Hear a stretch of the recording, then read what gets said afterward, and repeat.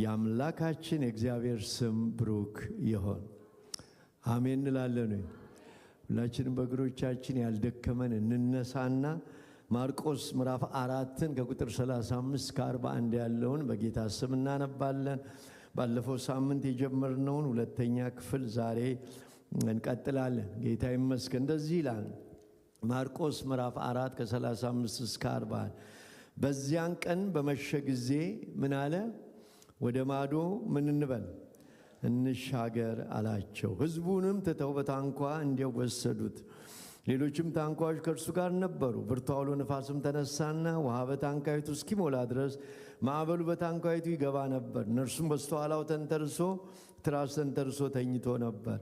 አንቅተውም መምህር ሆይ ስንጠፋ አይገድህምን አሉት። ነቅቶም ነፋሱን ገሰጸው፣ ባህሩንም ዝም በል ጸጥ በል አለው።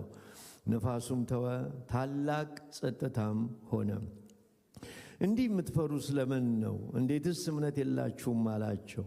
እጅግም ፈሩና እንግዲህ ነፋስም ባህርም የሚታዘዙለት ይህ ማን ነው ተባባሉ። ወደ ማዶ እንሻገር። ዘላለማዊና ጻድቅ የሆንክ የሰራዊት ጌታ እግዚአብሔር ሆይ ስለዚህ ሰዓት ስለዚህ ጊዜ በጌታ በኢየሱስ ክርስቶስ ስም እናመሰግናለን። ጌታ ሆይ አንተ መልካም ነህ። መልካምነትህ ደግሞ በሕይወታችን ዕለት ዕለት ስለሚሆን ስምህ የተባረከ ይሆን። አሁንም እግዚአብሔር አምላክ ሆይ እንደዘመርነው አንተ በቂ ነህ። ጌታ ሆይ እግዚአብሔር አንተ ምስጋናችን ነህ። እግዚአብሔር ሆይ እናመሰግናለን። ይህን ቅዱስ ቃል ባርክልን። በዚህ ውስጥ ያለውን ነገር ጌታ ሆይ ለሕይወታችን የሚሆን ነገር ተናገረን። እኔንም እርዳ፣ ሕዝብንም ጌታ ሆይ የሚሰማበትን ጸጋ እንድትሰጥ ጸልያለሁ። ሁሉ ለስም ክብር ይሁን። ባርክልን በጌታችን በመድኃኒታችን በኢየሱስ ክርስቶስ ስም አሜን። ጌታ ኢየሱስ ይባርካችሁ። እንቀመጣለን። ባለፈው ሳምንት 5 ነጥቦችን ይህንን ክፍል በተመለከተ ተነጋግረን ነበረ። ምናልባት እነሱን በአንድ 2 ደቂቃ ወስጄ ወደኋላ ምን ዋና ዋና ሐሳቦቹን ብቻ ተናግሬ ወደ ዛሬው ብንሄድ መልካም። ይህንን ክፍል ስንመለከት የሚሻገር ሰው ምን መሆን አለበት በሚል 5 ነጥቦችን ባለፈው ሳምንት ተነጋግረናል። የመጀመሪያው ጊዜው የሥራ ሰዓት እንደሆነ የተረዳ ሰው ወደ ማዶ ይሻገራል ብለናል። ምክንያቱም በዚህ ክፍል ላይ በምንመለከትበት ጊዜ ጊዜው መሽቷል። ጊዜው ቀኑ ሙሉ ሲማሩ የዋሉበት ቀን ነው። ነገር ግን ጌታ እንሻገር ሲላቸው ጊዜው የሥራ ሰዓት እንደነበረ የመኝታ እንዳልነበረ፣ በተለይ ጊዜው የሥራ ሰዓት ነው በምንልበት ጊዜ ለእኛም በዚህ ዘመን ቢያንስ በ2 ምክንያት ጊዜው የሥራ ሰዓት ነው። የመጀመሪያው ነገር ያለንበት ዘመን የመጨረሻ ዘመን ነው። ይሄ ዘመን ካመንበት ይልቅ መዳናችን ወደ እኛ ቀርቧል፣ ከእንቅልፍ የምትነሱበት ቀን ነው ብሎ የእግዚአብሔር ቃል ይናገራል። የመጨረሻው ዘመን ነው። ጌታ ሊመጣ ያለበት ጊዜ ላይ ነን ያለ ነው። ሌሊቱ አልፎ ቀኑ ቀርቧል። ከዳንበት ቀን ይልቅ ዛሬ በጣም ቅርብ ነን ብሎ የእግዚአብሔር ቃል ይናገራል። ስለዚህ ጊዜው ምንድነው? ወቅቱን የምናውቅበት የሥራ ሰዓት ነው። ሁለተኛው ጊዜው የሥራ ሰዓት ነው ስንል ጌታ ባይመጣና ቢዘገይ፣ እኛ ግን ዓመት እየቆጠርን አንድ ቀን ወደፊት እየሄድን ስለሆነ እሱ ባይመጣ እኛ ለመሄድ እየቀረብን ስለሆነ ጊዜው የሥራ ሰዓት ነው ብለን ተነጋግረናል። እችኛዋን ሁለተኛዋን ብዙ ሰው አይወዳትም፣ ግን ነገሩ እየተንከባለለ ወደዛው መድረሳችን አይቀርም። የአምላካችን የእግዚአብሔር ስም ብሩክ ይሁን። ሁለተኛ የተነጋገርነው ምክንያትን የማይደረድር ሰው ወደ ማዶ ይሻገራል ብለናል። መሽቷል፣ ደክሞኛል፣ አልችልም፣ ጊዜው የመኝታ ነው። ይሄንን ማለት ይችሉ ነበር ደቀ መዛሙርቶቹ። ምክንያትን በመደርደር ወገኖቼ እግዚአብሔር ካዘጋጀልን ነገር መሄድ ካለብን ነገር ልንቀር እንችላል። ስለዚህ ምክንያታዊ አንሁን። በማመካኘት ውስጥ እየኖርን ከእግዚአብሔርን ሐሳብ ላለመሻገር ወደኋላ እንጎተት የሚል ሐሳብ ተነጋግረናል። ክብር ለአምላካችን ይሁን። ሶስተኛው የተነጋገርነው የሚሻገር ሰው ፈቃደኛ የሆነ ሰው ነው ብለናል። እግዚአብሔር አምላክ የተመሰገነ። ምንድነው ፈቃደኝነት? መሻገር ባለንበትና በምንሄድበት መካከል ያለ ክፍተት ስለሆነ ከለመድነው ስፍራ ወጥተን ወዳልለመድነው ስፍራ ለመሄድ ፈቃደኛ መሆን አለብን። ስለዚህ ፈቃደኛ ካልሆነን ወገኖች ልንሻገር ከተመቸው ስፍራ መውጣት አለብን። ፈቃደኝነት ከሌለ መሻገር አንችልም ብለን ተነጋግረናል። ሌላው ፈቃደኛ እንሁን ያልነው ለመተው ነው። ጥሩን ነገር ትተን ወደ በጣም ጥሩ ለመሄድ፣ የያዝነውን ነገር ጥለን ወገኖቼ ጥለን ወደሚቀጥለው ነገር ለመሄድ ይሄን ነው። ህዝቡን በታንኳው ትተው እዛው ትተው እንደተሻገሩ ተመልክተናል። እኛም ዛሬ በተለይ በዚህ በአዲስ ኪዳን ዘመን ምድራዊ ወገኖቼ መተው ወይም ጥለን የመሄድ ነገር ሳይሆን በውስጣችን አንድ ዓመት ስንሻገር ልንተወው የሚገባ ነገር አለ። ወገኖቼ ምናልባት በውስጣችን ያለ ነገር ይቅርታ ያለ ማድረግ ሊሆን ይችላል። ትተን ወደሚቀጥለው መሄድ፣ በቅድስና መኖር ሊሆን ይችላል። ኃጢአትን ትተን ወደሚቀጥለው መሄድ፣ እያንዳንዳችን አመፅን ትተን ወደ መታዘዝ መሄድ፣ ምናልባትም በማይሆን ነገር ውስጥ ከሆነን ወደ ንስሐ እንድንሄድ የእግዚአብሔር ቃል ያስተምረናል። ክብር ለአምላካችን ይሁን። አሜን እንላለን ወይ? እግዚአብሔር ወገኖቼ ኃጢአትን በመተው እግዚአብሔር ይባርካችሁ። ወገኖቼ እግዚአብሔር የማይወደውን ነገር ግሳንግሱን ጥለን ትተን ወገኖቼ ወደሚቀጥለው ነገር እንድንሻገር እግዚአብሔር ይርዳን። አራተኛ የተነጋገርነው የጌታ ደቀ መዝሙር የሆነ ሰው ወደ ማዶ ይሻገራል ብለን ደቀ መዝሙር መሆን አለብን። ጌታ እንሂድ ብሎ ያላቸው ህዝቡን በሙሉ ሳይሆን ደቀ መዛሙርቱን እንደነበሩ እናያለን። ደቀ መዝሙር ማለት ወገኖቼ ተማሪ ማለት ነው፣ ወይም አስተማሪና ተማሪ መካከል ያለ ግንኙነት ነው። ደቀ መዝሙር ማለት ተከታይ ማለት ነው፣ መሪውን የሚከተል ማለት ነው። ደቀ መዝሙር ማለት ባሪያ ማለት ነው፣ ጌታውን የሚከተል ማለት ነው። ስለዚህ የጌታ ደቀ መዝሙር ጌታ የሚለውን ነገር የሚከተል ነው ብለን ተነጋግረናል። ክብር ለአምላካችን ይሁን።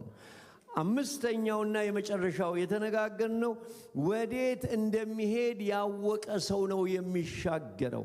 ወደ ማዶ ብሎ ጌታ ይናገር እንጂ ይሄ ማዶ ዝም ብሎ መሄድ እንዳልሆነ ግን ተነጋግረናል።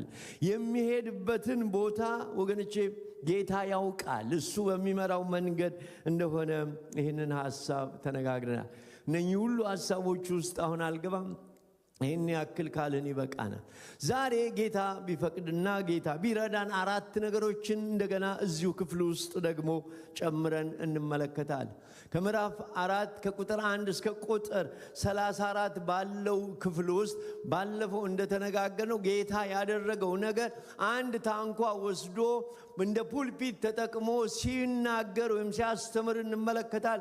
ካስተማረ በኋላ ከጠዋት ጀምሮ እስከ ምሽት ካስተማረ በኋላ መጨረሻ ላይ በመሸ ጊዜ ደቀ መዛሙርቶቹን ምን አላቸው? አሁን እኛ እንሻገር ሲላቸው እንመለከታለን። ተመልከቱ፣ እዚህ ክፍል ውስጥ እግዚአብሔር ያስተማረኝን ለመሻገር አሁንም አራት ሐሳቦችን ከነዛ ወይም ስድስተኛ ብላችሁ መቀጠል እንችላለን። እነኚህን ሐሳቦች እንድንመለከት እፈልጋለሁ። የአምላካችን የእግዚአብሔር ስም ብሩክ ይሁን። አሜን እንላለን። አንደኛ ከጌታ ሰምቶን በተግባር የሚያደርግ ሰው ይሻገራል። መሻገር ብለን ስንል መስማትና ማድረግ በውስጡ አለበት። አለበለዚያ ተመልከቱ፣ ወደ ማዶ እንሻገር ብሎ ጌታ ተናገረ፣ አደመጡ። ከዛን በኋላ ተነስተው ሲሄዱ እንመለከታለን። መሻገር በእኛና በጌታ ሐሳብ መካከል ያለ ጉዞ ነው። የምንሻገረው መሻገር ባለንበትና ጌታ እንድንደርስበት ባለው መካከል ያለውን ርቀት ያለውን ስፍራ ነው። መካከል ላይ ክፍተት አለ። ይሄንን ስፍራ መሄድ ማለት ነው። ዝም ብሎ ለመሻገር ወገኖቼ እኔና እናንተ አንችልም። መሻገር በመሰረቱ ከአንድ ስፍራ ተነስቶ ወደሚቀጥለው ለመሄድ ሪስክ አለው፣ ዋጋ አለው፣ አደጋ አለው። ይሄንን አደጋ እኔና እናንተ ይሄንን አደጋ ከኛ ማስወገድ የምንችለው በአንድ ነገር ነው። እርሱም በተናጋሪው ድምጽ ብቻ ነው። እግዚአብሔር ወገኖቼ ከእግዚአብሔር ካልሰማን በስተቀር መሻገር አለመሻገር ይሆናል። መሻገር ጉዳት ላይ ይጥለናል። አሁንም የማወራው መንፈሳዊ ነገር ነው። ያለንበት ስፍራ ለቀን መሄድ በጌታ ፊት ወገኖቼ መጸለይ ያስፈልጋል። ምሪት ያስፈልጋል። የጌታ ድምጽ መመሪያ ወገኖቼ ሊሆነን ያስፈልጋል። በሌላ አባባል እግዚአብሔር በልባችን ውስጥ ሳያስቀምጥ፣ እግዚአብሔር ለልባችን ሳይናገረን፣ እግዚአብሔር በቃሉ መመሪያ ሳይሰጠን፣ እግዚአብሔር በመንፈሱ መመሪያ ሳይሰጠን እንሻገር በማለት ብቻ ወገኖቼ አንሻገርም።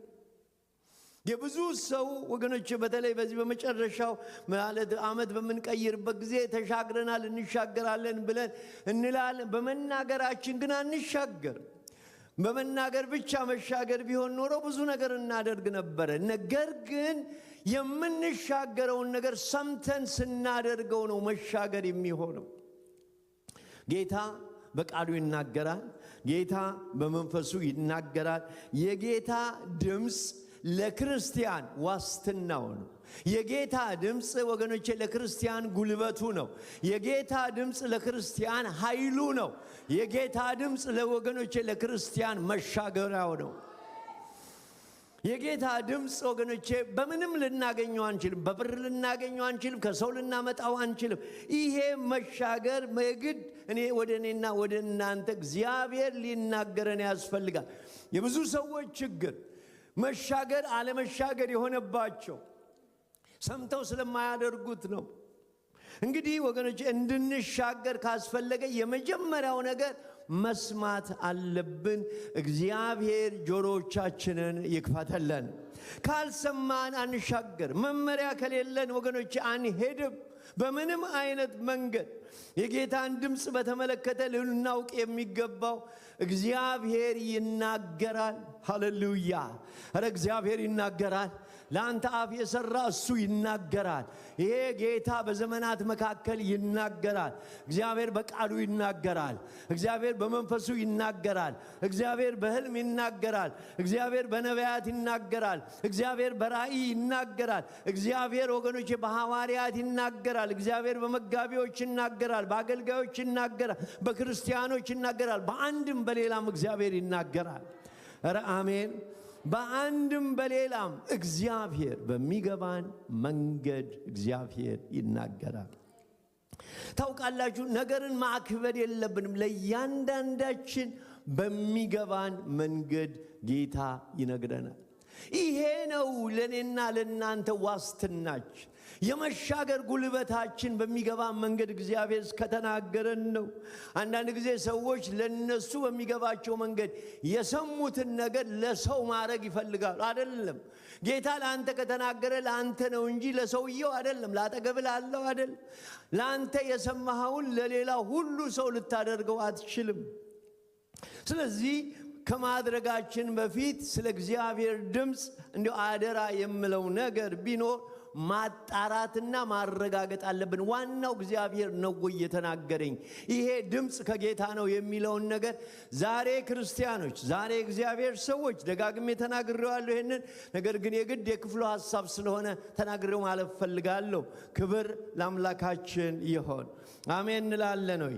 የዘመኑን ወገኖቼ በዘመኑ ውስጥ ብዙ ጫጫታ አለ። ግን የጌታን ድምጽ መስማት፣ ጌታ እውነተኛ ሰዎች አሉት፣ እውነተኛ አገልጋዮች አሉት። እግዚአብሔር አምላክ ይናገራል። መጽሐፍ ቅዱስ በኢዮብ 33 ቁጥር 14 ላይ እግዚአብሔር በአንድም መንገድ በሌላም ይናገራል፣ ሰው ግን አያስተውልም ይላል። ክብር ለአምላካችን ይሁን። አምላካችን እግዚአብሔር በልጅ ይናገራል፣ በሕፃን ይናገራል፣ በሰው ይናገራል፣ በመጽሐፍ ይናገራል። በተለያየ መንገድ እግዚአብሔር ይናገራል። እንድናስተውል ግን እግዚአብሔር ይርዳን። ሁለት ጥቅሶችን በህይወት ዘመናችሁ ስለ እግዚአብሔር ድምፅ ወገኖቼ እነኚህን ሁለት ጥቅሶች እንድንይዝና ሚዛናዊ እንድናደርግ አደራ እላለሁ። እነኚህን ጥቅሶች ወገኖቼ በደንብ ተመልከቷቸው። አንደኛው አንደኛ ተሰሎንቄ 5:19 ነው። ሁለተኛው ደግሞ አንደኛ ዮሐንስ ምዕራፍ 4 ቁጥር 1 ነው። አንደኛ ዮሐንስ ምዕራፍ 4 ቁጥር 1 እና አንደኛ ተሰሎንቄ ምዕራፍ 5 ቁጥር 19። እነዚህ ሁለት ጥቅሶች ክርስቲያን ስለ እግዚአብሔር ድምፅ እንዴት አድርጎ ባላንስ አድርጎ መጓዝ እንዳለበት የሚናገሩ ነው። የመጀመሪያው ነገር በአንደኛ ተሰሎንቄ ምዕራፍ 5 ቁጥር 19 ላይ ምን ይላል? መንፈስን ምን አትበሉ? አታጥፉ። እስቲ ሁላችን መንፈስን አታጥፉ በሉ። በቃ አልሰማም። አንዳንድ ሰው የእግዚአብሔር እንደማይናገር ዘግተው ይይዛሉ። ማጥፋት የለብንም ወገኖቼ፣ ዘግተን መያዝ የለብንም። እግዚአብሔር በዚህ ዘመን ይናገራል። እግዚአብሔር በአንድም ይሁን በሌላ አምላካችን እግዚአብሔር ድምፁን ያመጣል። ኧረ አሜን፣ ጌታ ይመስገን። ሁለተኛው አንደኛ ዮሐንስ ምዕራፍ 4 ቁጥር 1 ላይ ደግሞ ወዳጆች ሆይ መንፈስን ሁሉ ምን አትበሉ? ምን አትበሉ? ምን ነው ዝም አላችሁ? መንፈስን ሁሉ ምን አትበሉ? አትመኑ። በጣም የሚያስገርም ነገር ነው። ነገር ግን ይላል ቀጥሎ መናፍስት ከእግዚአብሔር ሆነው እንደሆነ ምን በሉ? እስቲ መርምሩ በሉ ባካችሁ። እግዚአብሔር ይመስገን። አታጥፉ ወገኖቼ፣ አትመኑ፣ መርምሩ የሚለውን ሚዛናዊ በሆነ መንገድ መሄድ አለብን። አንዳንድ ጊዜ ክርስቲያን ወንድሞች ሆይ የሰራዊት ጌታ እግዚአብሔር ከሌ እንደዚህ ይላል ብለው ሰዎች ሲናገሩ በልልታ በጭብጨባ ሰው ድብልቅልቁን ያወጣዋል። ግን መጽሐፍ ቅዱስ የሚለው ያ ነገር ሲነገር ስሙ፣ እንዳትጥሉት፣ ነገር ግን ምን በሉት? መርምሩት። ያንን ነገር በህይወታችሁ ስትመረምሩት የሚሆነውን ነገር ያልፋል ማለት ነው። እንዴት ነው የሚመረመረው? መመርመሪያው ስታንዳርድ አለን። የእግዚአብሔር ቃል ነው። ክብር ለአምላካችን ይሆን። ኧረ አሜን፣ ጌታ ይመስገን። አንዱ ተነስቶ የሰራዊት ጌታ እግዚአብሔር ባልና ሚስቶቹን ከዛሬ ጀምሮ እናንተ የእግዚአብሔር ፈቃድ አይደለም ተፋቱ ብሎ ቢናገር በእግዚአብሔር ስም ምንድነው ነው የምንለው? ወዲያውኑ እንጥለዋለን። ለምን? የእግዚአብሔር ቃል ምን አይልም? አትፋቱ። መፋታትን ምን አረጋለሁ? እጠላለሁ ይላል። ስለዚህ ምንድነው የሚነገረውን ነገር ምን እናረጋለን? እንመረምራለን። እግዚአብሔር የመመርመር ወገኖቼ ጸጋን ለእያንዳንዳችን ሰጥቷል፣ ለክርስቲያኖች ሰጥቷል። በእግዚአብሔር ቃል እንድንመረምር እግዚአብሔር ይርዳል። ኧረ አሜን፣ ጌታ የተመሰገነ ይሁን እንጂ ዝም ብለን ሰዎች ብቻ ስለተናገሩን ተቀብለን ወገኖቼ ያንን ነገር ውስጥ ግራ እንዳንጋባ ነው። ብዙዎች ግራ ተጋብተዋል። ብዙዎች እንደተጠቀሙ ደግሞ እውነት ነው። ነገር ግን እንድንመረምር እግዚአብሔር ይርዳል። ስለ ትንቢት የእግዚአብሔር ቃል ሲናገር አንደኛ ቆሮንቶስ 14 ቁጥር 3 ላይ ትንቢት ለቤተ ክርስቲያንን ለማነጽ ነው የተሰጠው። እግዚአብሔር የተመሰገነ ይሁን። ትንቢትን የሚናገር ለማነጽ፣ ለመምከር፣ ለማጽናናት ለሰው ይናገራል ይላል። ማንኛውም ትንቢት ወገኖቼ ቤተ ክርስቲያን የሚያንጽ እንጂ የሚያፈርስ አይደለም። ክብር ለአምላካችን ይሁን። ይሄንን ነገር በደንብ እንድናውቅ ያስፈልጋል። ዛሬ ለቤተ ክርስቲያን አንዳንድ ሰዎች የሚያመጡት ነገር የሚያፈርስ ነገር ነው። ይሄንን እግዚአብሔር አይናገርም። ማንኛውም መልእክት ማረጋገጫ እንጂ መመሪያ አይደለም። በእግዚአብሔር መንፈስ የሚመሩ እነርሱ የእግዚአብሔር ልጆች ናቸው ስለሚል የምንመራው በትንቢት አይደለም፣ የምንመራው በመልእክት አይደለም፣ የምንመራው በእግዚአብሔር ቃል ነው፣ የምንመራው በእግዚአብሔር መንፈስ ነው። የአምላካችን የእግዚአብሔር ስም ብሩክ ይሁን። አሜን። ጌታ የተመሰገነ ይሁን። ስለዚህ በእግዚአብሔር መንፈስ የሚመሩ እነሱ የእግዚአብሔር ልጆች ናቸው ይላል። ስለ አገልግሎት በተመለከተ ማንኛውም አገልግሎት እባካችሁ ይህን ነገር ስለሚጠቅመን ነው የምናገረው። ማንኛውም አገልግሎት ሰውን የማዳን አገልግሎት ነው እንጂ ሰውን የማጥፋት አገልግሎት አይደለም። ክርስቲያን ወንድሞች ሆይ እኔና እናንተ የምናመልከውና የምንሰግድለት ጌታ ሞት ተወለደልን ብለን ትልቅ ሴሌብሬት የምናደርግለው ጌታ ከሰማይ ወደ ምድር ለምን መጣ ብለን መጀመሪያ እንጠይቅ። የጌታ ዓላማ ምንድን ነው? ከሰማይ ወደ ምድር የመጣ ፈጣሪ ፍጡር ለምን ሆነ? ወገኖቼ ሁሉን የሚችለው ጌታ ለምንድነው በሰው አካል ውስጥ ያደረው? ይሄ ሁሉ ዋጋ የከፈለው በመስቀል ላይ የተገረፈው የተደበደበው ደሙን ወገኖቼ የረጨው ለምንድነው? ይሄንን ሁሉ ስቃይ የተመለከተው የመጨረሻው ነገር የሰው ልጆችን ለማዳን ነው። አንተን ለማዳን ነው፣ እሱን ለማዳን ነው። ክብር ለአምላካችን ይሁን። በእርሱ የሚያምን እግዚአብሔር የዘላለም ሕይወት እንዲኖረው እንጂ እንዳይጠፋ እግዚአብሔር አንድያ ልጁን እስኪሰጥ ዓለምን ወዷል። ክብር ለአምላካችን ይሁን። ኢየሱስ ከሰማይ ወደ ምድር የመጣው እኔን ለማዳን ነው፣ አንቺን ለማዳን ነው፣ እርሶን ለማዳን ነው። የአምላካችን የእግዚአብሔር ስም ብሩክ ይሁን። ይሄ ጌታ የመጣበትን ዓላማ አንተ ጸጋ አለኝ ብለ ሰውን ለማጥፋት የምትጠቀምበት ከሆነ እሱ አገልግሎት የሰይጣን የሰው የአጋንንት ወገኖቼ ነው፣ የእግዚአብሔር አይደለም። ኢየሱስ የሞተበትን ዓላማ የማይደግፍ ወገኖቼ አገልግሎት አይደለም። እዚህ የተሰበሰብነው ይህን ጌታ ለማክበር ነው፣ የሞተውን ጌታ ከፍ ለማድረግ ነው። ስለዚህ አስተውሉ፣ ከሰማይ ወደ ምድር የመጣበትን ዓላማ የምንደግፍ ነው። ስለዚህ የሚሰብክ እንደ እግዚአብሔር ቃል ያድርግ። በዚህ ዘመን ስንኖር የእግዚአብሔርን ዓላማ አገልግለን እንድናልፍ ነው። የእግዚአብሔር ዓላማ ሰው ማዳን ነው። እግዚአብሔር ሰውን ለማዳን ጠርቶናል። የምንመሰክረው ሰው ለማዳን ነው። የምንዘምረው ሰውን ለማነጽ ነው። ወገኖቼ የምንጸልየው ሰውን ለማዳን ነው። የመጨረሻው ነገር ወገኖቼ ጨብጠን ብንመለከት ሰዎችን ከዓለም አምጥተን ደቀ መዝሙር አድርገን ኢየሱስ እንዲመስሉ ማድረግ ነው። ሌላ ነገር እኮ የለም። ወንጌል ይሄንን ነው የሚናገረው። ማንም ሰው ሲያገለግል እንደ እግዚአብሔር ቃል እንዲያገለግል እግዚአብሔር ይርዳን። ስለዚህ ክርስቲያን ወንድሞች ሆይ ትልቁን የጌታን ዓላማ እየተቃረንን አገለገልኩ ብንል አላገለገልንም። ዛሬ ሰዎች አልገባቸውም። ሰው ሕይወቱ ቢሰናከል ቢወድቅ ከእግዚአብሔር ቤት ቢወጣ እሳት ውስጥ ቢገባ ጉዳያቸው አይደለም። እነሱ በዛን ቀን የሚሆነውን ነገር ብቻ ነው የሚያው። እነግርሻለሁ ክርስቲያን ወንድሞች ሆይ የሰው ሕይወት እጅግ በጣም ክቡር ነው። የሰው ሕይወት ወገኖቼ የፈሰሰው የክርስቶስ ኢየሱስ ደም ነው ዋጋው። ለዚህን ዋጋ ካወቅን ልናከብር ይገባናል። ክብር ለአምላካችን ይሆን። እግዚአብሔር በማዳን አገልግሎት ይባርካችሁ። ኧረ አሜን ባሉ ባካችሁ። ክብር ለአምላካችን ይሁን።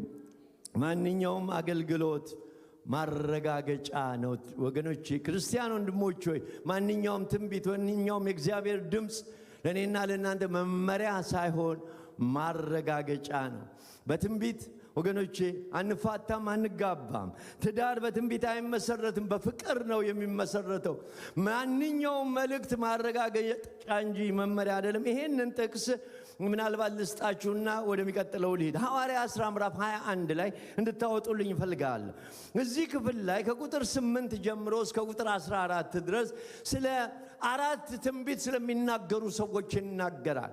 ምን ይላል? ቂሳሪያ በሚባል ቦታ ከሰባቱ ዲያቆናት ማለት ነው አንዱ በሆነው በወንጌላዊ ፊልጶስ ቤት ውስጥ ምን ይሆናል? አራት ደናግል ሴቶች ነበሩ። አራቱም ትንቢት ይናገሩ ነበር ይላል። ትንቢት የሚናገር ሰው ለመምከር፣ ለማነጽ፣ ለማጽናናት ይናገራል። እነኚህ የሚያንጽ ነው፣ ቤተክርስቲያን ለማነጽ የሚናገሩ ናቸው። ነገር ግን ቁጥር 10 ላይ ስትመለከቱ ነቢይ የነበረው አጋቦስ የሚባለው ሰውዬ መጣና እንደዚህ አለ። ምን አለ? ወደኛ መጣና የጳውሎስን መታጠቂያ ወሰደና በጳውሎስ መታጠቂያ እጁን አሰረና እንዲህ አለ፣ መንፈስ ቅዱስ ይህ መታጠቂያ ያለው ሰው አይሁድ በኢየሩሳሌም ያስሩታል፣ በአሕዛብ እጅም አሳልፈው ይሰጡታል ብሎ ትንቢትን ተናገረ። አጋቦስ እየተናገረ ያለው ስለ ጳውሎስ ነው። ተመልከቱ። ጳውሎስ ግን የሚገርም ነገር ነው። ይሄን በሰሙ ጊዜ አትሂድ፣ ትታሰራለህ፣ እባክህን ይኸው አጋቦስ በትንቢት ተናግሯል ብሎ ተናገሩት። እሱ ግን እንደዚህ አለ፣ ስለ ጌታ ስለ ኢየሱስ ስም በኢየሩሳሌም ለመሞት እንኳን ተሰናድቻለሁ። ወገኖቼ ለእስራት ብቻ አይደል፣ አውቃለሁ ማለቱ ነው። ለመሞት ራሴን ሰጥቻለሁ። ያውቃል። ማረጋገጫ ነበር የሚነግረው። ትታሰራለህ አሁን ስትሄድ አዎ እግዚአብሔር ለሱ ለራሱ ተናግሮት ነበረ ምስክር እንደሚሆን። ወገኖቼ እግዚአብሔር አምላክ ለተናገረን ነገር ወገኖቼ ነቢያቶች ማረጋገጫ ይሰጡናል። የአምላካችን የእግዚአብሔር ስም ብሩክ ይሁን። አሜን እንላለን ወይ? ይሄ ማህተም ያረጉበታል። በውስጥ ያለውን ነገር ያደርጉት ማህተም ያረጉበታል። ይሄን እንቀበላለን። ክብር ለአምላካችን ይሁን። አሜን። አንድ ጥቅስ ልጨምር። ሐዋርያት ሥራ ምዕራፍ 13 ከቁጥር 1 እስከ 3 ያለውን እንመልከት።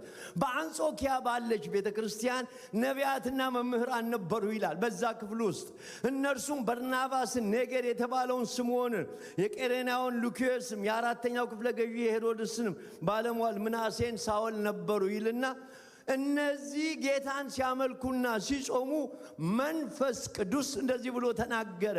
በርናባስና ሳውልን ለጠራዋቸው ሥራ ምን በሉልኝ? ለዩልኝ። ሃሌሉያ።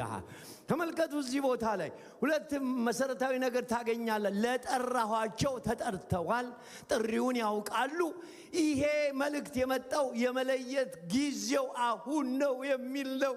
ማረጋገጫ ነው፣ ማህተም ነው የሚደረግበት። በሌለ ነገር ላይ አይደለም ነቢያት የሚናገሩት። ዛሬ በሌለ ነገር ላይ ሰዎች ሲናገሩ የሌለውን ነገር ተቀብለን በዛ መሄድ እንፈልጋለን። ክርስቲያን ወንድሞች ሆይ አምላካችን እግዚአብሔር ላንተ ይናገራል። ሰባኪው የሚናገርበት መንፈስና አዳማጩ ወገኖች ተቀምጦ የሚያዳምጥበት መንፈስ አንድ መንፈስ ነው። በአንተ ውስጥ ያለው መንፈስ ወገኖቼ ሰባኪው ወይም ነብዩ የሚናገርበት መንፈስ በተመሳሳይ መንፈስ ከሆነ መልእክቱ የመንፈስ ቅዱስ አንድ ነው። የአምላካችን የእግዚአብሔር ስም ብሩክ ይሁን። አሜን እንላለን ወይ? ወደ ማዶ እንሻገር። ይህን ያለ ጌታ ወገኖቼ እግዚአብሔር ከተናገረ በሕይወታችን ውስጥ እግዚአብሔር ያሻግረናል። የአምላካችን የእግዚአብሔር ስም ብሩክ ይሁን። አሜን እንላለን ወይ? ስለዚህ የጌታን ድምፅ መስማት አለብን።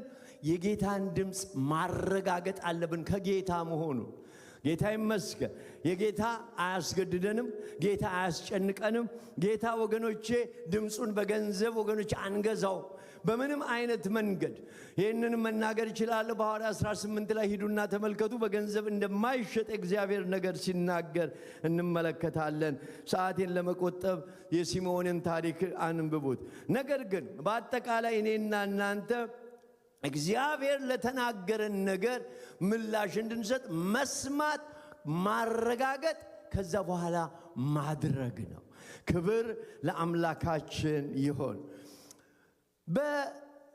ዛሬ በጴንጤው ወይም በዚህ በክርስቲያኖች መካከል ያለ አንድ የተሳሳተ ነገር ግን ስለ እግዚአብሔር ድምፅ ተናግሬ ልለፍ።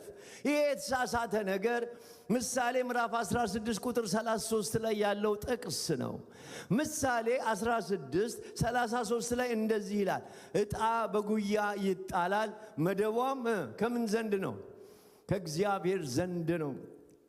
ሰዎች ይህንን ይዘው ዕጣ በጉያ ይጣላል፣ ስለዚህ ዕጣው የሚወጣው ነገር ከእግዚአብሔር ይሆናል ብለው ሰዎች ጽፈው ዕጣ አስቀምጠው ከዛ ውስጥ እግዚአብሔር ተናገረን እያሉ ያወጣሉ።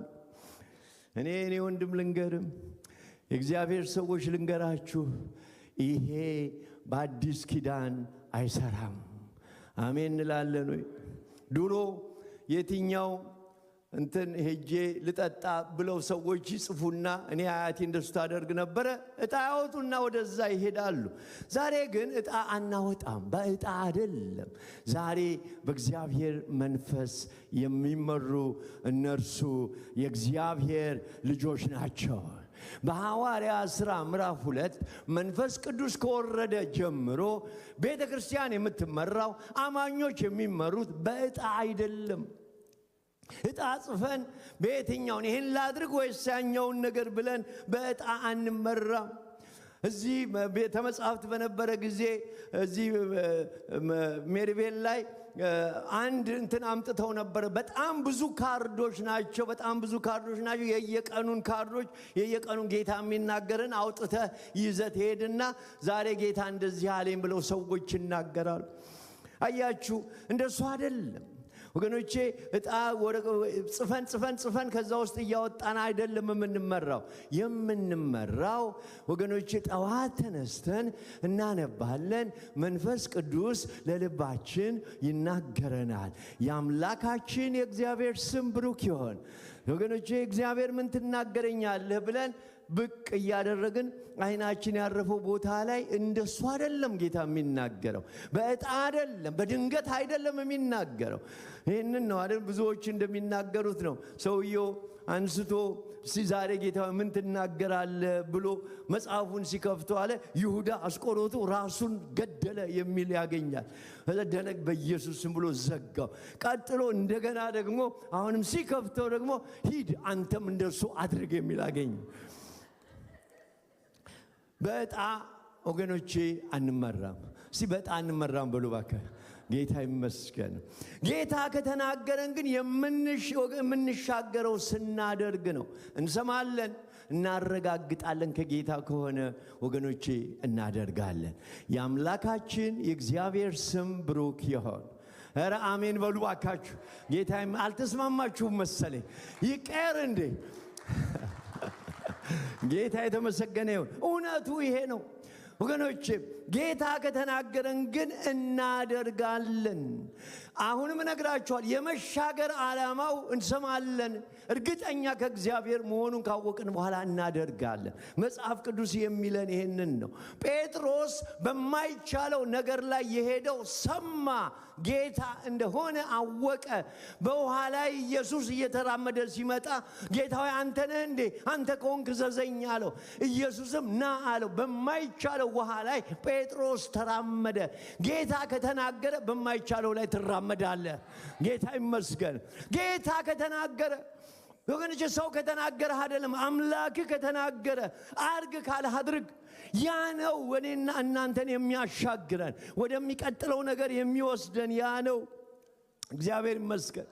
ታውቃላችሁ የጌታ የመጀመሪያውን ተአምራት ስንመለከት በዮሐንስ ወንጌል ምዕራፍ 2 ላይ የእግዚአብሔር ቃል ሲናገር ውሃ ወደ ወይን ጠጅ እንዴት ተለወጠ ብላችሁ ስትመለከቱ ጌታ የተናገረውን ነገር ስላደረጉ ብቻ ነው።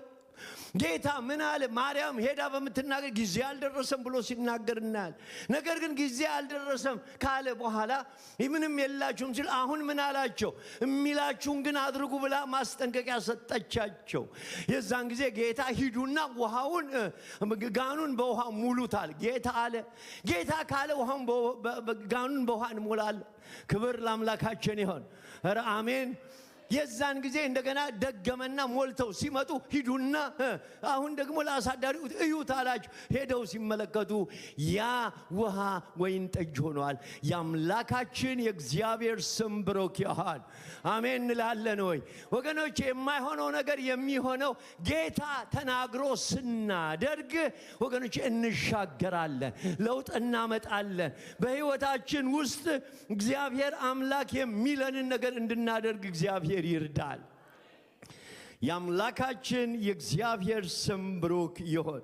ክርስቲያን ወንድሞች ሆይ ጌታ የሚለንን ነገር ካላደረግን በስተቀር መሻገር የሚባል ነገር የለም።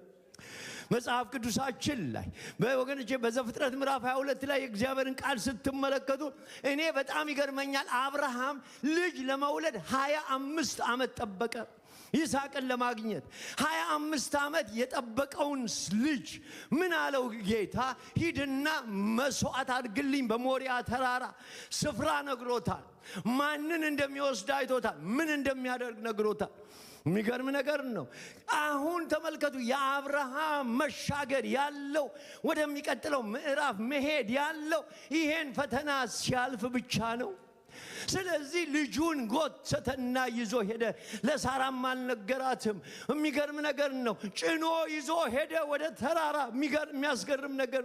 ከዛን በኋላ ባሪያዎቹን እዚህ ጋር ቆዩ። እኔና ልጄ እኔ በጣም ደስ ይለኛል። ሄደን አለ ሄደን ምን ብለን አምልከን እንመለሳለን፣ ሰግደን እንመለሳለን። ክብር ለአምላካችን ይሁን። ጌታን መታዘዝ አምልኮ ነው። ጌታን መታዘዝ ወገኖቼ አምልኮ ስግደት ነው። ስለዚህ ጌታን ለመታዘዝ ነው ምን ይሄዳል ወሰደና ወገኖቼ ቢላዋን እስከ መጨረሻው ድረስ ያወጣ አሁን አቁማለሁ እግዚአብሔር መልአክ አውቃለሁ አያችሁ እግዚአብሔር የሚፈልገው ሰምተን እንድናደርገው ነው የእግዚአብሔር ልጅነት ማለት ክርስቲያን ወንድሞች ሆይ ሰምተን የምናደርግ እንድንሆን ነው ያ መሻገር ይሆናል ያ ለውጥ ይሆናል የአምላካችን የእግዚአብሔር ስም ብሩክ ይሆን ስለዚህ እነዚህ ሶስቱን ነገሮች ይዘን ወደ ሁለተኛው ነጥብ እንሂድ ይሄውም ግን ከመንቀሳቀሳችን በፊት የጌታን ድምጽ እንስማ ይሄ ሰማነውን ድምጽ እርግጠኛ ከጌታ መሆኑ እናረጋግጥ ካረጋገጥን በኋላ እናድርገው በዛ ውስጥ የእግዚአብሔር በረከት የእግዚአብሔር መልካም ነገር አለ ክብር ለአምላካችን ይሁን አሜን እንላለን ወይ ሁለተኛው በእምነት የሚጓዝ ሰው ይሻገራል ሃሌሉያ በእምነት የሚጓዝ ሰው ምን ያደርጋል ይሻገራል እዚህ ክፍል ላይ ቁጥር 37ን ተመልከቱ ብርቱ አውሎ ንፋስ ተነሳና ውሃው በታንኳይቱ እስኪሞላ ድረስ ማዕበሉ በታንኳው ይገባ ነበር የጠላት ተግዳሮትን ወገኖቼ የማይፈራ ሰው ነው የሚሻገረው አንዳንድ ጊዜ በአውሮፕላን በመንሄድበት ጊዜ ምናልባት ያው በአውሮፕላን ብዙዎቻችን እናውቃለን ገጥሞንም ሊያውቀን ይችላል ነገር ግን ያልተጠበቀ ነገር ይሆናል ያልተጠበቀ ነገር በአውሮፕላኑ በልዩ አየር ውስጥ ምናልባትም አውሎ ንፋስ መጥቶ የሚያንገዳግደው ተርቡላንስ ይነሳል የሚገርም ነገር ነው አውሮፕላኑን በጣም ለህይወት የሚያሰጋ ነገር ሲመጣበት እንመለከታል ድንገት ነው የሚመጣው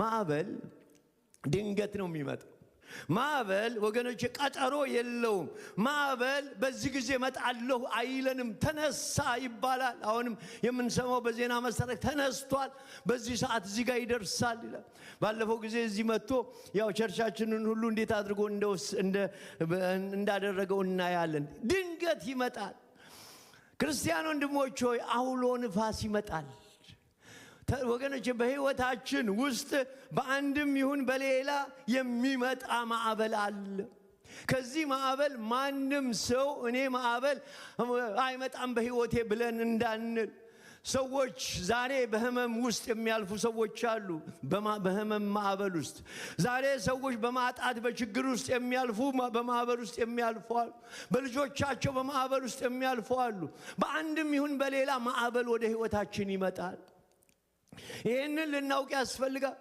አይመጣም ማዕበል ማለት የለብንም ይመጣል ለሚመጣው ግን ምን ማድረግ አለብን ብለን መዘጋጀት ነው እንጂ እኔና እናንተ ማዕበል አይመጣም ብለን መደምደም የለብንም ክረምት አይመጣም ልንል አንችልም በረዶ አይመጣም ልንል አንችልም አይመጣም ስንል ብንውል መምጣቱ አይቀርም በቃ አፍትቶ ይመጣል ብርድ አልወድም ምናምን እያልን የፈለገ ጠረጴዛ ስንቀጠቅጥ ብንውል ጠዋት -30 ሆኖ ይመጣል የግድ ነው አሁን ማወቅ ያለብን ስለወደድክ ስላልወደድክ ሳይሆን ሲዝኑን ጠብቆ የሚመጣ ነገር አለ ታዲያ ይሄ ሲመጣ ምን ላድርግ እንዴት ልለፈው የሚለውን ነው መነጋገር ያለብን ክብር ለአምላካችን ይሁን ብዙ ጊዜ ለብዙ ክርስቲያኖች የሚመስለን ይሄንን በደንብ ስሙኝ ለብዙ ክርስቲያኖች የሚመስለን ጌታ ከተናገረ ችግር የለም ብለው ነው ሰዎች የሚያስቡት ተመልከቱ ኢየሱስ ነው እንሻገር ያለው እንዴት ማዕበል ይመጣል ኢየሱስ እንሻገር ብሎ እንዴ ጌታ አልተናገረኝም እንዴ ብለን እኮ ጥያቄ ውስጥ እንድንገባ ጌታ ተናገረህ ማለት ከችግር ነፃ ነህ ማለት አይደለም እንድናውቀው የሚያስፈልገው የጌታን አጀንዳ በህይወታችን ይዘን ቀርቶ የራሳችንን አጀንዳ ይዘን ከሄድን ቻሌንጅ አለብን ሰው የአምላክን የክርስቶስን አጀንዳ ተሸክመ ከሄድክ የባሰ ውጊያ ነው ያለብህ ለክርስቲያን ላይ ውጊያ ያለው ከዚህ የተነሳ ነው ለምን ይዘው የምትሄደው ትልቅ አጀንዳ ይዘው የምትሄደው ሰውን ከዘላለም እሳት ማስመለጥ ነው ይዘው የምትሄደው ሰውን ወደ ዘላለም ህይወት የሚወስድ ነው ይዘው የምትሄደው የሰይጣንን መንግስት ማፍረስ ነው ስለዚህ ሰው አምላኩን እግዚአብሔርን እያመለከ ምንም ነገር አይገጥመውም ብላችሁ ካላችሁ ወገኖቼ ተሳስታችኋል። ውጊያ አለ። ለዚህ ነው መጸለይ ያለብን። የጌታን የመሻገር አጀንዳ ይዞ ወገኖቼ ለመሻገር ስንነሳ ጠላት ውጊያ ያመጣል። ዛሬ ቤተክርስቲያን ውጊያ አለባት። ዛሬ ወገኖቼ ቤተክርስቲያን ከምንም በላይ ቤተክርስቲያን ላይ ውጊያው የመጣው ለምንድን ነው ብላችሁ ብትመለከቱ ሰይጣን ከማንም በላይ ከዚህ ምድር ላይ ካሉ ድርጅቶች ሁሉ የሰይጣን ጠላት ቤተክርስቲያን ናት። ሌሎቹ በሙሉ ወገኖቼ ምንም ናቸው? የተማረኩ ናቸው። ያልተማረከ ወታደር ያለው የእግዚአብሔር ወታደር ያለው የወገኖቼ ጠላትን ምሽግ የሚያፈርስ ወታደር ያለው በእግዚአብሔር ቤት ነው። በደሙ የታጠቡ ናቸው። ክብር ለአምላካችን ይሁን። አሜን እንላለን ወይ? ስለዚህ በምድር የተቀመጠች ሰማያዊ ተልእኮ የምትፈጽም በዚህ ምድር ላይ ያለች አንድ ብትኖር ቤተክርስቲያን ናት። ክብር ለአምላካችን ይሁን። ከዚህ የተነሳ የሰይጣን ታርጌት ክርስቲያን ላይ ነው። የሰይጣን ታርጌት ቤተክርስቲያን ላይ ነው። የሰይጣን ታርጌት እኛና ልጆቻችን ላይ ነው። እግዚአብሔር ይገስጸው። አዎ የቤተክርስቲያን ወገኖቼ ዛሬ ታላቁን ተልእኮ ይዛ የምትሄደው እሷ ናት። ስለዚህ ዛሬ በቤተክርስቲያን ላይ ውጊያ አለ። በማያምኑ ውጊያ አለ። በዓለም ውጊያ አለ።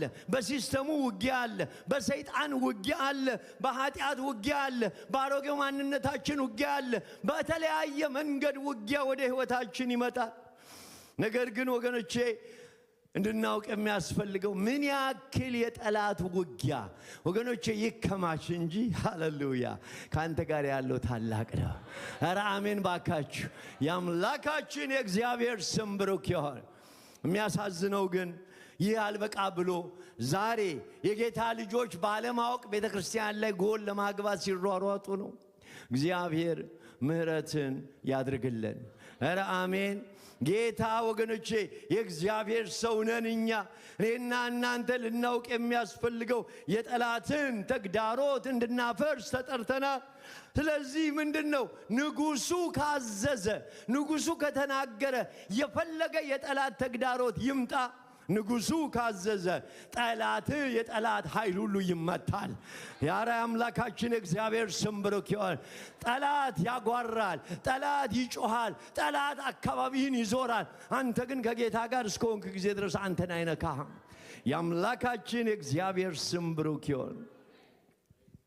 መጽሐፍ ቅዱስ ላይ ናሁም ምዕራፍ 1 ቁጥር 3 ላይ እንደዚህ ይላል፣ እግዚአብሔር ትዕግስተኛ ኃይሉም ታላቅ ነው፣ በደለኛውን ንጹሕን አይልምና እግዚአብሔር ሃሌሉያ በወጀብና በአውሎ ንፋስ ውስጥ ምን አለው? መንገድ አለው። በማይቻል ወገኖቼ ማዕበል ውስጥ፣ በዛ ማዕበል ውስጥ እግዚአብሔር ግን ሃሌሉያ መንገድ አለው። ለልጆቹ የሚያሻግርበት መንገድ አለው። በምን ውስጥ እንዳለ አላውቅም፣ ግን እነግርሃለሁ፣ እርግጠኛ ሆኜ እነግርሃለሁ፣ አምላክ እግዚአብሔር ያሻግርሃል። የጠላትን ኃይል ጌታ ይመታል። ክብር ለአምላካችን ይሁን። በኢሳይያስ 43 ቁጥር 1 እና 2 አሁንም ያዕቆብ ሆይ የፈጠረ እስራኤል ሆይ የሰራ እግዚአብሔር እንዲህ ይላል፣ ተቤዥቻለሁና አትፍራ። አሜን እንላለን ወይ? በስምህ ጠርቻለሁ፣ አንተ የኔ ነህ። ክብር ለአምላካችን ይሁን። በውሃ ውስጥ ባለፍክ ጊዜ ካንተ ጋር ሆናለሁ። ጌታ ይመስገን። ያንተ ጌታ በውሃ ውስጥ ባለፍክ ጊዜ የሚተው አይደለም፣ ካንተ ጋር ሆናለሁ። በወንዞች ውስጥ ባለፍክ ጊዜ አያሰጥሙህም። በእሳት ውስጥ በሄድክ ጊዜ አትቃጠልም፣ ነበልባሉም አይፈጅህም። ክብር ለአምላካችን ይሁን። አሜን እንላለን ወይ? አዎ ይሄ ጌታ ወገኖቼ ያሳልፋል። ዛሬ በማዕበል ያላችሁ አላችሁ። ማዕበል በፊታችሁ የመጣ በተለያየ ነገር ያለ እነግራችኋለሁ። አምላክሽ እግዚአብሔርን እመኚው፣ እሱ ያሳልፍሻል፣ እሱ ያሻግርሻል። ለመሻገር ስትነሳ የመጣብን ውጊያ ጌታ ይሰብራል። የአምላካችን የእግዚአብሔር ስም ብሩክ ይሁን። አንድ እውነት ልናገር፣ ተሻገር ያለ ጌታ ወገኖቼ ተግዳሮቱን ሁሉ ይሰብራል። የአምላካችን የእግዚአብሔር ስም ብሩክ ይሁን። የጠላትን ተግዳሮት አንፈራም። ወገኖች የመጽሐፍ ቅዱስ እምነት ይኑርህ ነው ያለው። የሚገርመው ነገር መምህር ሆይ ስንጠፋ አይገድህምን አሉት። መምህር ሆይ ስንጠፋ ኢየሱስ ተነሳና ከገሰጸው በኋላ እምነት የላችሁም። የሚገርም ነገር ነው። እምነት ያስፈልጋችኋል። ጌታ አጠገባቸው ሆኖ እነሱ ይፈራሉ። ክርስቲያን ወንድሞች ሆይ አምላክህ እግዚአብሔር ካንተ ጋር ነው። ጌታን ልናምነው ያስፈልጋል። በንጉሱ ላይ እምነት ሊኖረን ያስፈልጋል። ጌታ ከተናገረን በሱ ድምፅ የምንሄድ ከሆነ እንደ እግዚአብሔር ሐሳብ የምንሄድ ከሆነ እነግራችኋለሁ ይሄ ጌታ ያሻግረናል። የአምላካችን የእግዚአብሔር ስም ብሩክ ይሁን። የምናየውን ሳይሆን ጌታን፣ የምናየውን ሳይሆን የተናገረንን ንጉሥ፣ የምናየውን ሳይሆን የተሰጠንን ቃል እንድንይዝ ያስፈልጋል። የጌታን ቃል ታዘን ሁኔታዎች የሚሉንን ወገኖቼ መመልከት የለብንም። ጴጥሮስ እየተራመደ እያለ ሁኔታውን ማየት ሲጀምር ነው መስጠም የጀመረው። እንዳንሰጥም ካስፈለገ ወገኖቼ እመን እንጂ ምን አትበል፣ አትፍራ። ክብር ለአምላካችን ይሁን። አንድ ነገር ልንገራችሁ። የሰይጣን የመጨረሻው ማስፈራሪያ ለክርስቲያን ምንድን ነው ብላችሁ ጠይቁ። ምንድን ነው? ቆይ አሁን ሰይጣን መጣሁብህ ሆነ ምናምን ብሎ የመጨረሻ የሚለው ነገር የመጨረሻው እኮ ትሞታለህ ነው የሚለን። ግን አንድ ነገር እነግራችኋለሁ፣ አንድ የምስራች እነግራችኋለሁ። በሁለተኛ ጢሞቴዎስ ምዕራፍ 1 ቁጥር 11 ላይ የእግዚአብሔር ቃል የሚናገረው ያዳነን በቅዱስ አጠራር የጠራን እግዚአብሔር ነው። ይህም እንደ ራሱ ሐሳብ መጠን ወገኖ እንጂ እንደ ስራችን መጠን አይደለም። ይህ ጸጋ ከዘላለም ዘመናት በፊት በክርስቶስ ኢየሱስ ተሰጠን። አሁን ግን በመድኃኒታችን በኢየሱስ ክርስቶስ መገለጥ ታይቷል ይልና እርሱ ሞትን ምን ብሏል? ሽሯል ይለናል። ክብር ለአምላካችን ይሁን። እኔ ሰባኪና ሐዋርያ አሕዛብም አስተማሪ እንደሆን በተሾምኩት በወንጌል ሕይወትንና አለመጥፋትን ወደ ብርሃን አውጥቶታል። ክብር ለአምላካችን ይሁን። እኔ ጥቅስ ሁል ጊዜ በጣም ነው የሚገርመኝ። በእንግሊዘኛው የሚናገረው ላይፍ ኤንድ ኢሞርታሊቲ ነው የሚለው፣ አለመሞትን። ሃሌሉያ ጌታ ይመስገን። እንዲሁ ደስ አይላችሁ? አንተ እኮ አትሞትም በሉት እስቲ አጠገባችኋለሁ። ታንቀላፋለህ እንጂ አትሞትም። መጽሐፉ ነው የሚለው፣ እኔ አይደለም። አለመሞትን በወንጌል ወንጌል አለመሞትን ነው ያመጣው። ይሄ እኮ ቢገባን እልል ምናምን ብለን የሚያስጮህን ነገር ነበር፣ ግን አልገባንም ወገኖቼ። ሃሌሉያ። የሰው ልጅ የመጨረሻው ጠላት ሞት ይባላል። ጌታ ግን ሞትን ሽሮታል። አለመሞትን ሕይወትን በወንጌል ለኔና ለናንተ ሰጥቷል። ሰይጣን የፈለገውን ነገር ቢል ወገኖቼ ልናውቅ የሚገባው በአምላካችን ይሄ ጌታ የዘላለምን ነገር ሰጥቶኛል ልንል ያስፈልጋል። የአምላካችን የእግዚአብሔር ስም ብሩክ ይሁን። ጌታን እንመነው እባካችሁ ክርስቲያን ወንድሞች ሆይ። ስንሻገር የእግዚአብሔርን ሐሳብ ይዘን ስንሄድ ጌታን እንመነው። ሙሴ እኮ ግራ ገባውና መጮህ ጀመረ። ባህር ላይ ቆሞ ይህን ሁሉ ሕዝብ ምን ላደርግ ነው? ጌታ ምን አለው? እመነኝ ነው እኮ የሚለው። ምንድን ነው የሰጠው አለው? ዱላ ይዘህ የለም ወይ በለው በእምነት። ሃሌሉያ። ውሃውን ሲመታ ለሁለት ተከፈለ። የአምላካችን የእግዚአብሔር ስም ብሩክ ይሁን። እግዚአብሔር በሰጠን ነገር ወገኖቼ እኔና እናንተ ታምነን ስንጓዝ አምላክ እግዚአብሔር ወገኖች በርን ይከፍታል። የአምላካችን የእግዚአብሔር ስም ብሩክ ይሁን። ማዕበል ይመጣል። የገዢ ቁጣ በተነሳብህ ጊዜ ስፍራህን አትልቀቅ። ክርስቲያን ወንድሞች ሆይ የተለያየ ቁጣ ሊመጣ ይችላል። ስፍራህን አትልቀቅ። አምላክ እግዚአብሔር በዙፋኑ ነው። አምላክ እግዚአብሔር ይረዳሃል። አምላክ እግዚአብሔር ያሻግርሃል። አምላክ እግዚአብሔር የገዢን ቁጣ ይሰብራል። ኧረ አሜን። የአምላካችን የእግዚአብሔር ስም ብሩክ ይሁን። ይሄ ጌታ ሃሌሉያ። በጣም የሚገርመው ነገር ይሄ ሁሉ ትርምስ ሲሆን ጌታ ተንተርሶ ከኋላ ምን ብሎ ነበር? ሲተኝቶ በሉ ባካችሁ። እግዚአብሔር ይመስገን። እንደ እግዚአብሔር ፈቃድ የምትጓዝ ከሆነ ተኛ የኔ ወንድም፣ በአምላክ ላይ ተኛ፣ በአምላክ ላይ ረፍ፣ በአምላክ ላይ ወገኖቼ፣ በአምላክ እግዚአብሔር መልካምን ያደርጋል። የአምላካችን የእግዚአብሔር ስም ብሩክ ይሁን። የሚገርም ነገር ነው። እርሱ ተኝቶ ነበር። እኔ ይሄ ሁለት እንቅልፎች እንድንመለከት የምፈልገው ተመሳሳይ ነገሮች የትንቢተ ዮናስ መጽሐፍንና ይሄንን ስትመለከቱ የሚያስገርም ነው። ኢየሱስ እዚህ ጋር ተኝቷል ይላል። ምን ውስጥ? መርከብ ውስጥ ማዕበል መጥቷል ይላል። ማዕበሉ እያናወጠው ነው ያለው። ጌታ ተኝቷል። በዚህኛው ክፍል ደግሞ ስትመለከቱ ዮናስ እየተሻገረ እያለ ዮናስም በመርከብ ውስጥ ተኝቷል። ማዕበልም ሲመጣ እንመለከታል። ምንድነው ልዩነቱ? ይሄኛው ባለመታዘዝ ሲሄድ የመጣበት ማዕበል መርከብ የሚሰብር ሰውን የሚያጠፋ ማዕበል ሲሆን፣ ይሄኛው ኢየሱስ ወገኖቼ በእርሱ ፈቃድ የሚሄድ በመታዘዝ የሚሄድ ማዕበል ስለሆነ ወገኖቼ ይሄ ኢየሱስ ይሄኛው እንቅልፍ ሌላ፣ ያኛው እንቅልፍ ሌላ። የአምላካችን እግዚአብሔር ስም ብሩክ ይሁን። ባል በአመፅ ውስጥ ሆነ ከተኛ ተነስተህ ንስሐ ግባ ወገኖቼ። በመታዘዝ ውስጥ ሆነ ወገኖቼ እየሄድክ ከሆነ ግን ንጉሡን አመስግን። እግዚአብሔር በክብር ይመጣል። የአምላካችን የእግዚአብሔር ስም ብሩክ ይሁን። አሜን እንላለን ወይ? የዮናስ ነገር ወደ ባህር ውስጥ መጣል ነው፣ በአሳ መዋጥ ነው፣ ለሌላ ችግርና ጭንቀት አለመታዘዝ መውጣት ነው። የጌታ የኢየሱስ ክርስቶስን ወገኖቼ እንቅልፍ ስናይ ግን የነገሥታት ንጉሥ የጌቶቹ ጌታ ተነስቶ ማዕበሉን ገሰጸው፣ ጸጥ በል አለው።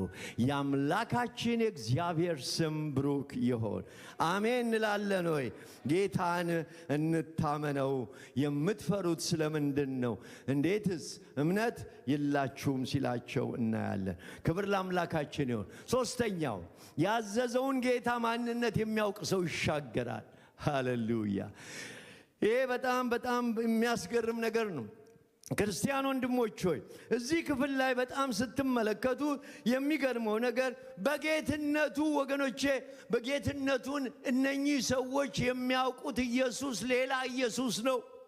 እነኚህ ሰዎች የሚያውቁት ሰዎች ያልተረዱት ነገር አለ ስለ ጌታ። ምኑን ነው የሚያውቁት? ቁጥር 38 ላይ ይሄ ማዕበል ሲነሳ ሄደው ቀስቅሰው እንደዚህ አሉት፣ መምህር ሆይ ስንጠፋ አይገድህም ወይ? እነሱ የሚያውቁት ኢየሱስ ለነሱ አስተማሪ ነው። ኢየሱስ አስተማሪ ነው። ማዕበል መጣብን፣ የሚገል ነገር መጣብን። ስለዚህ አስተማሪያቸውን ሄደው ሲጠይቁት እንመለከታል። ስንጠፋ አይገድህም ወይ? ሂዱ ተሻገሩ ብለህን አሁን እዚህ ቦታ ላይ ጠፋን አሉት። ነቅቶ ኢየሱስ ማህበሩን ምን አረገው?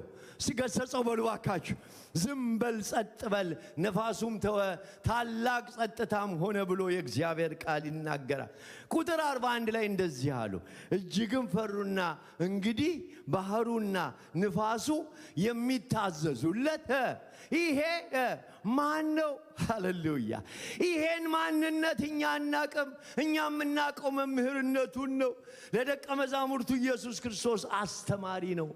ታውቃላችሁ ዛሬ እዚህ ቤት ውስጥ የተሰበሰብን ይህን መልእክት የምንሰማ ሰዎች ለአንዳንዶቻችን ኢየሱስ ማለት ገንዘብ የሚሰጥ፣ ስራ የሚሰጥ፣ ቤት የሚያስገባ ወገኖቼ የሆነ ነገር የሚያደርግ አባት ነው። ለአንዳንዱ ገንዘብ ሰጪ ነው፣ ለአንዳንዱ አስተማሪ ነው፣ ለአንዳንዱ ጥሩ መምህር ነው። ይሄ ኢየሱስ ከዛ ያለፈ ነገር በሕይወታችን ውስጥ የለም። ነገር ግን እነግራችኋለሁ፣ አዎ ይሄ ጌታ ይሰጣል። አዎ ይሄ ጌታ ወገኖቼ ያከብራል። አዎ ይሄ ጌታ ምድራዊ ነገርን ይሰጣል። ነገር ግን የኔና የእናንተ ጌታ ከዚህ በላይ ታላቅ ነው።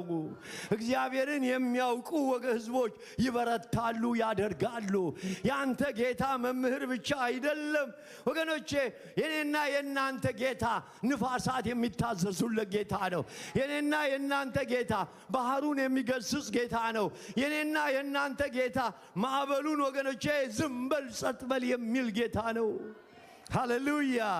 መምህር ብቻ አይደለም እርሱ፣ መምህር ብቻ አይደለም። እረ እርሱ ፈዋሽ ነው። ኧረ እርሱ አዳኝ ነው። ኧረ እርሱ ወገኖች አቤኔዘር ነው። ኧረ እርሱ አማኑኤል ነው። ኧረ እርሱ አዳኝ ነው። ኧረ እርሱ ሁሉ በሁሉ ነው። ኧረ እርሱ ወገኖቼ የእግዚአብሔር ቃል ነው። ኧረ እሱ የጌቶች ጌታ ነው። እሱ የነገሥታት ንጉሥ ነው። እሱ ያለና የሚኖር ነው። እርሱ ታላቅ ነው። እርሱ ፈጣሪ ነው። እሱ የዓለም ብርሃን ነው። እሱ የእግዚአብሔር ቃል ነው። እሱ ሕያው ጌታ ነው። እሱ የነበረ ያለ የሚኖር ነው። እርሱ ዘላለማዊ ነው። እርሱ ሁሉ በሁሉ ነው። ክብር ለአምላካችን ይሁን። ሃሌሉያ። የምታመልከው አምላክ መምህር ብቻ አይደለም። የምታመልከው አምላክ ብር ሰጪ ብቻ አይደለም። የነገሥታት ንጉሥ የጌቶች ጌታ ነው። የሚገርም ነገር ነው። ይሄ ማን ነው አሉ። እኛ ይሄንን አናቀውም። ማን ነው ይሄ? እንደዚህ እንደሆነ ኢየሱስን አናቀውም። አብሮን እያለ እያስተማረን ይሄንን ኢየሱስ አናቀው።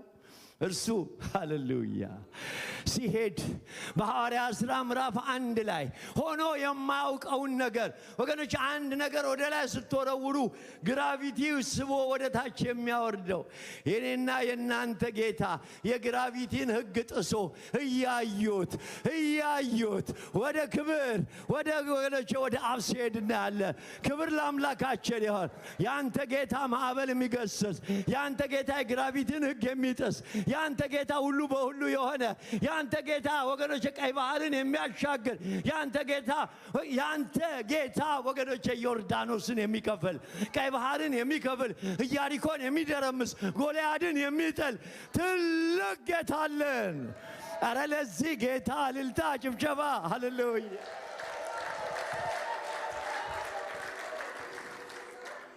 ሃሌሉያ። እኔ በጣም ደስ የሚለኝ ቃል አለ። ይሄ ጌታ ትንፋሻችንን ወገኖች መንገዳችንን በእጁ የያዘ ጌታ ነው። ክብር ለአምላካችን ይሁን። ይህንን ነው ዳንኤል ምዕራፍ 5 ቁጥር 23 ላይ ትንፋሽና መንገድህን በእጁ ሃሌሉያ በኢየሱስ እጅ ነው ሕይወት ያለው። ያንተ ሕይወት ያለው በክርስቶስ እጅ ነው። ያንተ ሕይወት ያለው በሰው ዘንድ አይደለም፣ በሐኪም ዘንድ አይደለም። የኔና የናንተ ሕይወት ያለው በሰራዊት ጌታ በእግዚአብሔር እጅ ውስጥ ነው። የአምላካችን የእግዚአብሔር ስም ብሩክ ይሁን። ሃሌሉያ ክብር ለአምላካችን ይሁን። ይህን ልናገርና የመጨረሻውን ሐሳቤን እጠቀልላለሁ። ራእይ ምዕራፍ 1 ከቁጥር 12 እስከ 18 በዮሐንስ ራእይ ላይ ይሄ ኢየሱስ ያንተ ኢየሱስ መምህር ብቻ ለመሆኑን ምን እንደሆነ ይናገራል። ይህንን ተናገረ ዮሐንስ። እንደዚህ ይላል፣ የሚናገረኝን ድምፅ ለማየት ዘወር አልኩ። ዞርም ብዬ 7 የወርቅ መቅረዞችን አየሁ። በመቅረዙ መካከል የሰው ልጅ የሚመስለውን አየሁ። ሃሌሉያ ምን ይመስላል ይሄ ጌታ? እርሱም እስከ እግሩ ድረስ ልብስ የለበሰ ነው። ደረቱ በወርቅ መታጠቂያ የታጠቀ ነው። ራሱና የራሱ ጸጉር እንደ ነጭ የበግ ጸጉር እንደ በረዶ ነጭ ነበሩ። ዓይኖቹ እንደ እሳት ነበልባል ነበሩ። እግሮቹም በእቶን የነጠረ የጋል ናስ ይመስሉ ነበረ። ድምፁም እንደ ብዙ ውኆች ድምፅ ነበረ። በቀኝ እጁም 7 ከዋክብት ነበሩት። ከአፉም 2 ወገን የተሳለ ስለታም ሰይፍ ወጣ። ፊቱም በኃይል እንደሚያበራ እንደ ፀሐይ ነበረ።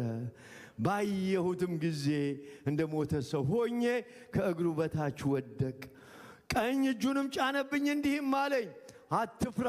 ሃሌሉያ ፊተኛውና መጨረሻውም ሕያውም እኔ ነኝ።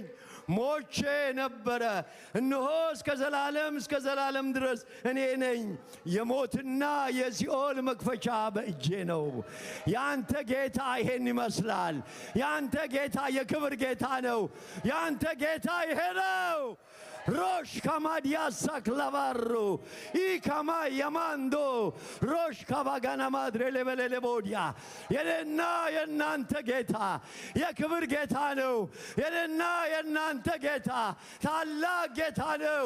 ይሄ ጌታ የክብር ጌታ ነው። ፊቱ እንደ ፀሐይ የሚያበራ ነው። መምህር ብቻ አይደለም። ያንተ ጌታ እንደ ፀሐይ ፊቱ የሚያበራ ነው።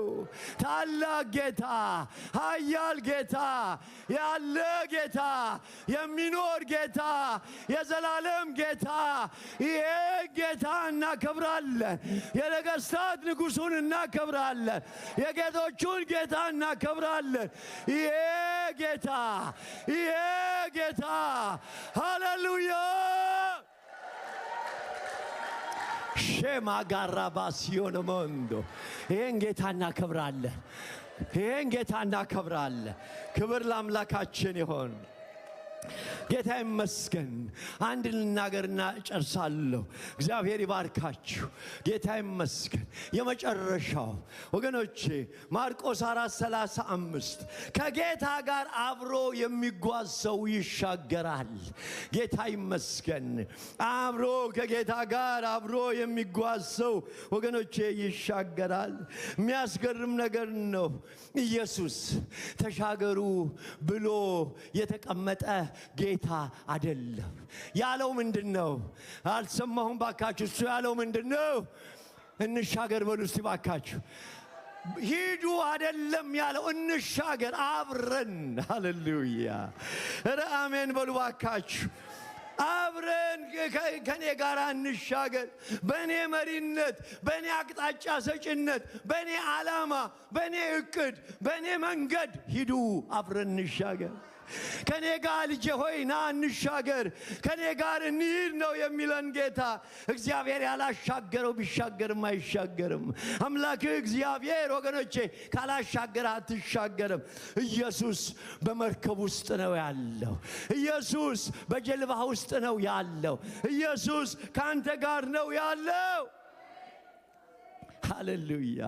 ይሄ ጌታ በጀልባ ብቻ እኮ አይደለም። ባለፈው ስንነጋገር በእሳት ውስጥም ካንተ ጋር ነበር።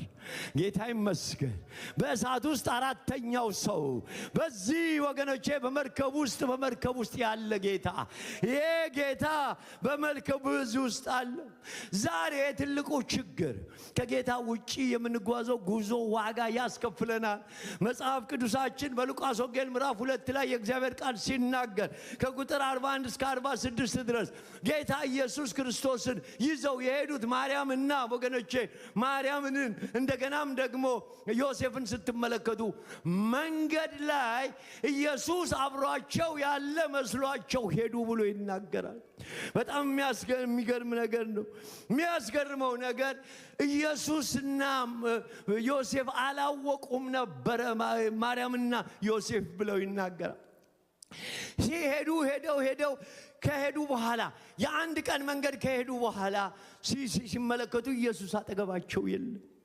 ክርስቲያን ወንድሞች ሆይ ይሄ ክፍል በጣም ይገርመኛል። ከዛ በኋላ ኢየሱስን ለመፈለግ ተመለሱ።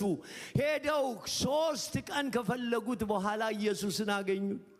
አንዳንዴ ክርስቲያኖች ጌታ እንሻገር ብለን ብቻችንን ምን ሄድ ከሆነ እነግራችኋለሁ ማዕበሉ ይጎዳናል። በማዕበሉ ውስጥ ማለፍ የምንችለው ከጌታ ጋር ስንጓዝ ብቻ ነው። ዮሴፍና ማርያም ተመልሰው አንድ ቀን የጠፋባቸውን ኢየሱስ ለማግኘት 3 ቀን ሲፈልጉት እናያለን።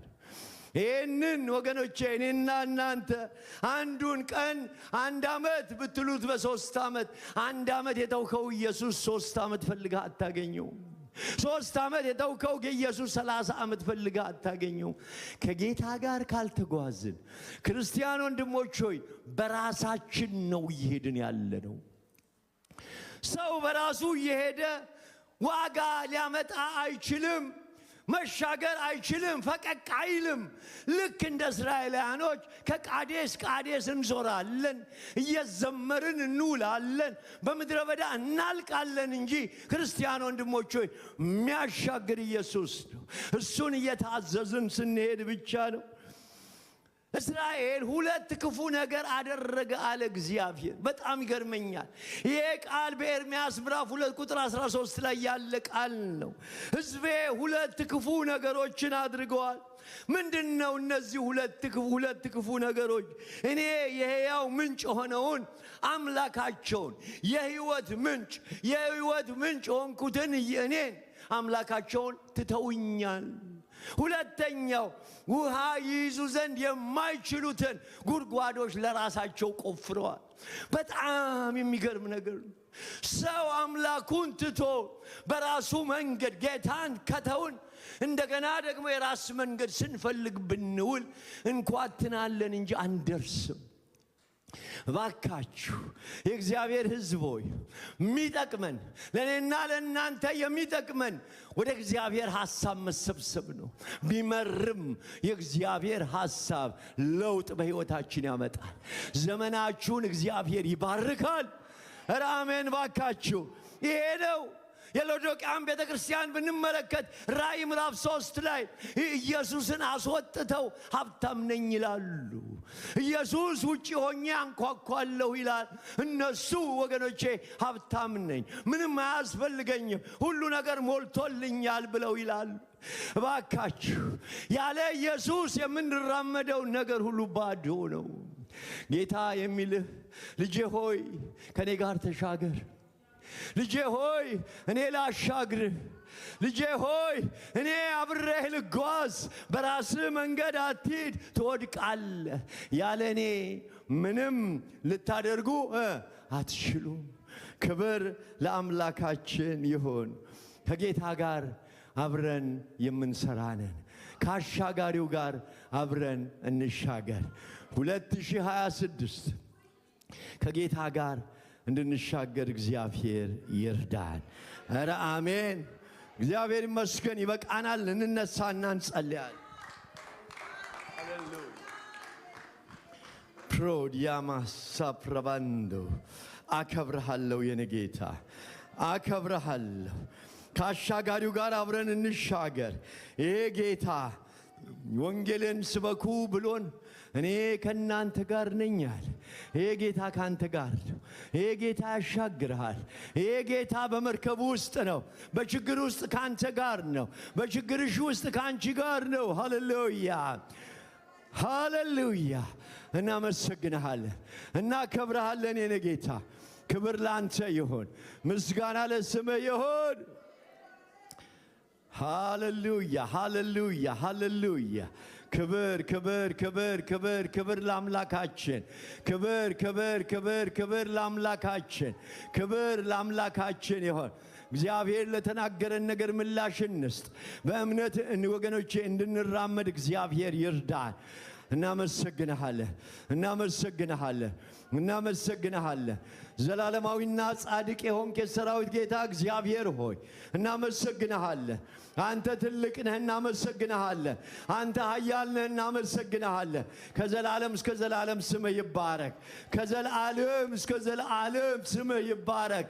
ጌታ ሆይ በእውነት እንድንሻገር ተሻግረንም ያንተን በረከት እግዚአብሔር አምላክ ሆይ ከአንተ ጋር እግዚአብሔር አምላክ ሆይ አንተ ወደ አሰብክልን አቅጣጫ እንድንሄድ እግዚአብሔር ሆይ በኢየሱስ ስም እርዳን በኢየሱስ ስም።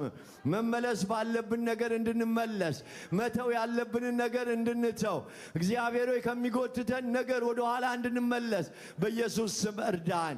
ጌታ ሆይ በዚህ 2025ን እግዚአብሔር ሆይ መጣል ያለብንን ጥለን በ2026 በክብር እንድንሻገር በኢየሱስ ስም እርዳን። እንደ ቤተ ክርስቲያን ለውጥ ይሆን። ሕዝብ የሚሻገርበት ዓመት ይሆን።